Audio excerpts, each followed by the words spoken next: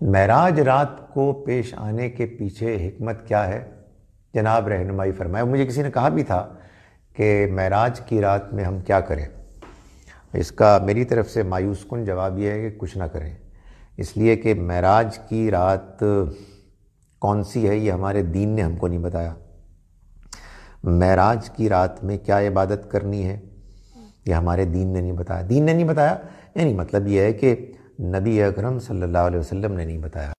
ہم اس دین میں نہ کوئی اضافہ کر سکتے ہیں نہ کوئی کمی کر سکتے ہیں۔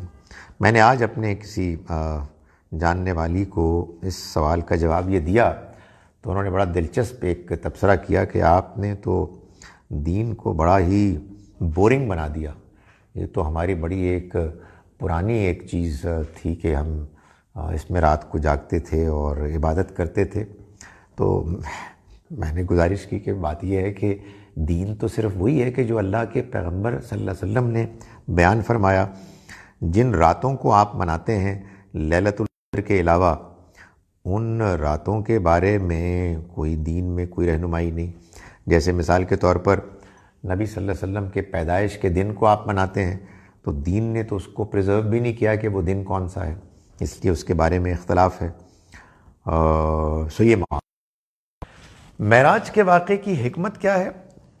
معراج کے واقعے کی حکمت یہ معلوم ہوتی ہے قرآن مجید میں سورہ بنی اسرائیل سورہ نمبر 17 کی 1 آیت اور 61 آیت سے، کہ اللہ تعالیٰ نے جب یہ فیصلہ کیا کہ اب اقتدار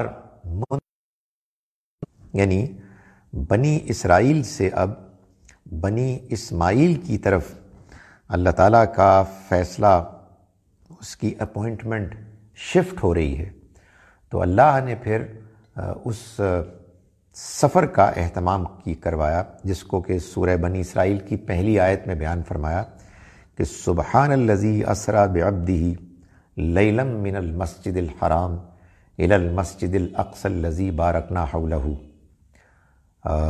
پاک ہے ہر عیب سے وہ ذات کہ جس نے اپنے بندے کو راتوں رات سفر کرایا محترم مسجد حرام سے مسجد اقصیٰ کی طرف، لنریہ من آیاتنا، تاکہ ہم ان کو اپنی یعنی یہ دکھائیں کہ یہ اصل میں اللہ کی طرف سے پہلے ان کو یہ ذمہ داری سونپی گئی تھی، اب یہ ذمہ داری آپ کی طرف منتقل، آپ کو اور آپ کے امت کو ماننے والوں کو، آپ کے پیروکاروں کو اس ذمہ داری کو نبھانا ہے اور اس پیغام کو، اس کی گواہی کو دنیا کے سامنے پیش کرنا ہے۔